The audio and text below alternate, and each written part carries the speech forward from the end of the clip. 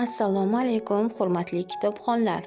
Zomin tuman axborot kutubxona markazi sizlarga Aleksandr Dyuma muallifligi ostida nashr etilgan Ikki Diana romanini taqdim etadi.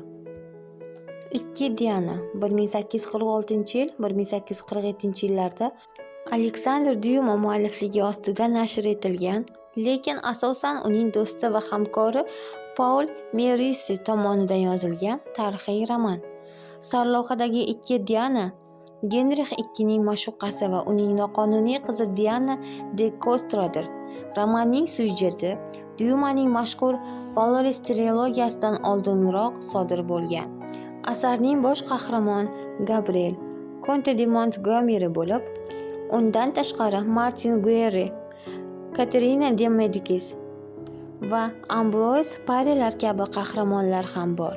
Meurice romanning dramatik versiyasini nashr etganida Dyumaning yozgan maktubi so'z boshi qilinib, u hatto kitobni o'qimaganligi va haqiqiy muallif Meurice ekanligi haqida so'z yuritilgan. Shunga qaramay, Dyumaning hech bo'lmaganda uning kompozitsiyasida ma'lum darajada ishtirok etganligi ta'kidlangan. Hemmingsning so'zlariga ko'ra, Ikki Diana asarida Dyumaning mohirona uslubi umuman yo'q. Ikki Diana tarixiy sarguzasht roman bo'lib, 16-asr Fransiya tarixidagi ko'plab tragik voqealarni aks ettiradi. Ushbu romanda o'quvchini qiziqtiradigan barcha komponentlar mavjud.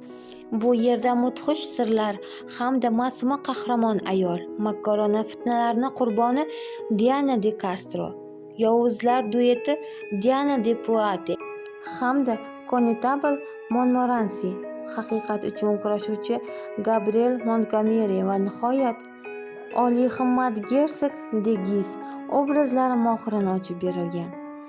Asarda katoliklar va protestantlarning o'zaro diniy qarama-qarshiliklari ko'rsatilgan. Roman nafaqat urush haqidagi hikoyalar, ishqiy dramalar, saroy fitnalari bilan, balki ishonchli tarixiy tavsiflar bilan ham qiziq va ahamiyatga molikdir.